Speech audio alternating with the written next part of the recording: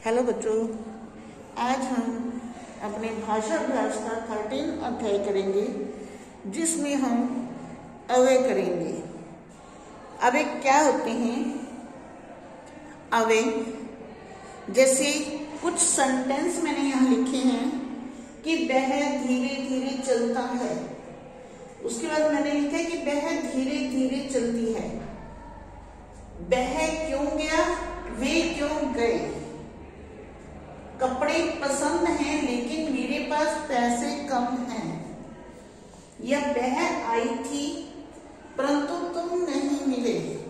इन वाक्यों में देखो कि पहला वाक्य वह धीरे धीरे चलता है, वह धीरे धीरे चलती है, लेकिन कुछ शब्द ऐसे हैं जो बिल्कुल चेंज नहीं हो रहे, परिवर्तित नहीं हो रहा। वो किसी भी रूप में, किसी भी दशा में वैसे के वैसे लिखे जाते हैं। ऐसे शब्दों को क्या कहते हैं? अव्यय कहते हैं। जैसे पहले वाक्य में धीरे धीरे है, इस वाक्य में और इस वाक्य में सेम है। ऐसे ही वह क्यों गया, वे क्यों गए, इसमें देखो कि क्यों शब्द जो है वो सेम है। इसी प्रकार कपड़े पसंद है लेकिन मेरे पास पैसे कम है, लेकिन वह आई थी परंतु तुम नहीं मिले, परंतु। तो ये शब्द ऐसे हैं, धीरे धीरे, क्यों, लेकिन, परंतु, किंतु। इसलिए आजकल ये शब्द ऐसे हैं जिनमें कोई परिवर्तन नहीं होता। तो कुछ शब्दों में के रूप में किसी भी दशा में परिवर्तित नहीं होते, हर जगह एक ही रूप में प्रयुक्त होते हैं। तो ऐसे शब्दों को हम अव्यय कहते हैं, जैसे कब, तब, धीरे धीरे, किंतु, परंतु, आजकल आदि। अब नीचे इनसे रिलेटेड कुछ वाक्य दिए गए हैं। तो बच्चे आगे आपका है कि कुछ ऐसे शब्द दिए गए हैं जिनका वाक्य में प्रयोग करने आपने अव्यय दिए गए हैं। जैसे इसलिए, इसलिए का आपने वाक्य में प्रयोग करना है कि वो अव्यय के रूप में प्रयोग हो सके। जैसे मैं बीमार था इसलिए स्कूल नहीं गया, और राम और श्याम दोनों मित्र हैं, तथा मैं तथा मेरे माता पिता पिकनिक पर गए, किंतु मैं स्कूल गया किंतु स्कूल बंद था। यानी कि किंतु, परंतु, इसलिए, और, तथा, या, ये सारे क्या कहलाते हैं? अव्यय कहलाते हैं। ठीक है। इसके अब आप देखिए, इस लेसन को हम शुरू से करते हैं। ठीक है। पहला है कि पाठ प्रिय पौधा में आए र के विभिन्न रूपों के तीन शब्द लिखे। आपने पाठ प्रिय पौधा पढ़ा, तो प्रिय पौधा में आए र के रूप सबसे पहले है आधा र, जिसे आप कहते हो रेफ। ठीक है। इसे कहा जाता है रेफ। ये होता है पदेन र, और ये होती है वी की मात्रा।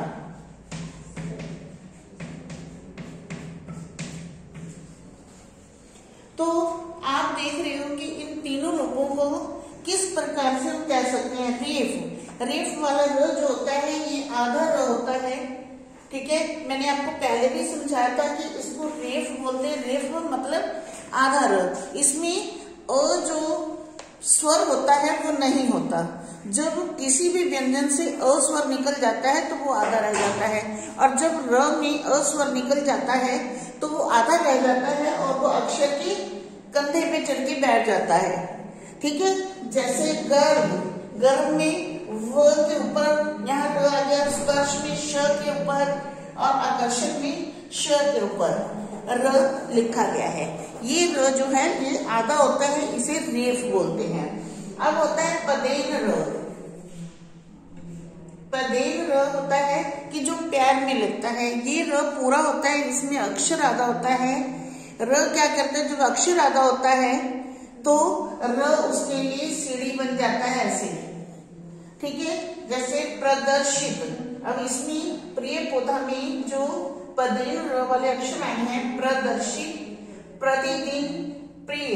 अब इसमें मैंने बोला था गर्भ, स्पर्श, आकर्षण।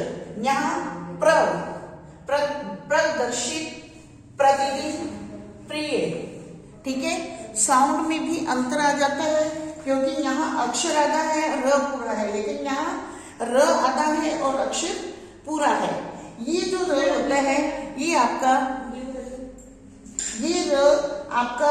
र नहीं होता, बल्कि ये री की मात्रा होती है। आपको री की मात्रा वाले भी 3 शब्द पाठ में आए 3 शब्द लिखने हैं, जैसे वृक्ष, नृत्य, दृष्टि। आप कोई और शब्द भी लिख सकते हो, लेकिन पाठ में से। उसके बाद आपका है कि संज्ञा शब्दों से विशेषण बनाना। संज्ञा शब्दों से विशेषण बनाने के लिए या तो हमें प्रत्यय लगाने पड़ते हैं या प्रत्यय को हटाना पड़ता है। जैसे सरलता, इसमें ता प्रत्यय लगा हुआ है, तो हमने ता प्रत्यय को हटा के सरल शब्द बना दिया, तो ये विशेषण बन गया। इसी प्रकार प्रसन्नता, प्रसन्नता में ता को हटाया, प्रसन्न बन गया। लेकिन सुख में हमने ई प्रत्यय लगाया, तो ये सुखी बन गया, विशेषण बन गया। दया में आलू जो है, आलू प्रत्यय लगाया तो दयालु बन गया।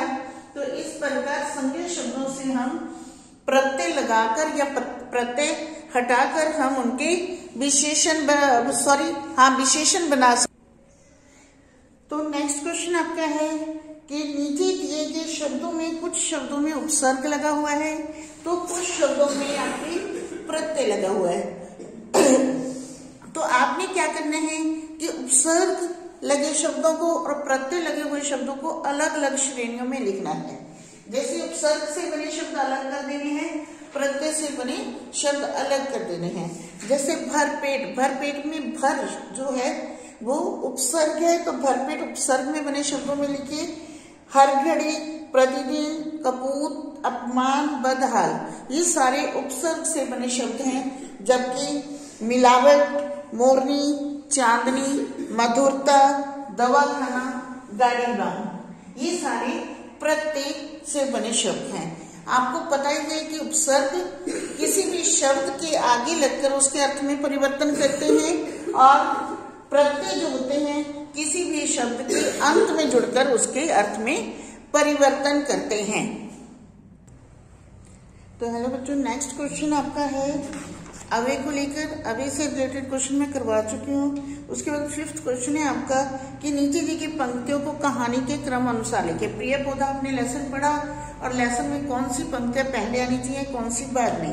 जैसे सर्वश्रेष्ठ पौधे का पुरस्कार हरित को मिला, प्रदर्शनी के 1 दिन पहले उसका पौधा चोरी हो गया। ये लाइनें आपको दी हुई है, इनमें आपको क्रम अनुसार लाइनों को लिखना है। ये अपने आप करोगे, लेसन को पढ़ना है ध्यान से और इन लाइनों को लिखना है। आगे है विलोम शब्द बनाइए। विलोम शब्द क्या होते हैं? उल्टे अर्थ वाले शब्द। उल्टे अर्थ वाले कुछ शब्द ऐसे होते हैं जो अ लगने से ही उल्टे बन जाते हैं। जैसे सहयोग, असहयोग, निश्चय, अनिश्चय, शांत, अशांत, धर्म, अधर्म, स्वीकार, अस्वीकार।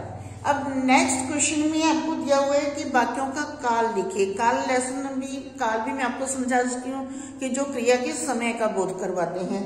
तो काल हरित का पौधा बड़ा हो गया था आ गया, तो ये बन गया भूतकाल का सेंटेंस।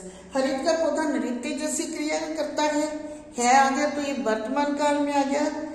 हरित पौधे से गिटार बजाएगा मतलब भविष्य काल कि आने वाले समय का बोध करवा रहा है। ऐसे ही बच्चों ने कहानी सुनी थी भूतकाल का ज्ञान दे रहा है, बीते हुए समय का ज्ञान दे रहा है। तो भूतकाल, हम कल बाजार जाएंगे कि आने वाले समय में जाएंगे, आने वाले समय का ज्ञान दे रहा है भविष्य काल। उसके बाद ये दुकानदार फल बेच रहा है यानी कि हो रहा है काम, तो वर्तमान काल। और फिर है कि गांव में एक कुआं था, कि अब नहीं है, था, भूतकाल में था, तो ये बीते हुए समय का ज्ञान दे रहा है, इसलिए ये भूतकाल। आगे नेक्स्ट क्वेश्चन है आपका कि नीचे दो शब्दों के जोड़े दिए गए हैं। यदि दोनों के अर्थ समान हैं तो स को आपने सर्कल करना है, और अगर दोनों का अर्थ विपरीत है, विलोम है, तो आपने बी को सर्कल करना है। जैसे कम ज्यादा एक दूसरे के अपोजिट वर्ड हैं, मतलब एक दूसरे के विपरीत हैं, विलोम हैं, तो यहाँ बी को सर्कल किया हुआ है मैंने। आदर और सम्मान एक ही मीनिंग है, इसलिए यहाँ हम स को सर्कल करेंगे। ठीक है। इसी प्रकार नवीन, पुरातन, नवीन का मतलब होता है नया, पुरातन का मतलब होता है पुराना, एक दूसरे के अपोजिट हो गए। तो यहाँ भी आप बी को सर्कल करेंगे।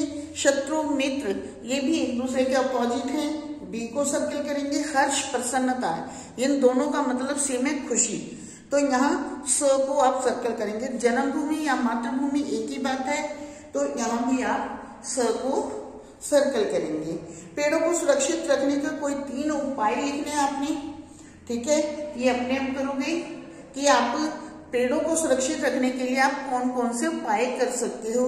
और उसके बाद है कि आज की परिस्थितियों को ध्यान में रखते हुए बताइए कि यदि पेड़ पौधे बोल पाते तो हमसे क्या क्या कहते हैं, कि यदि पेड़ पौधे बोल पाते, अगर उनके भी बोलने की शक्ति होती तो वो क्या क्या हमसे कहते।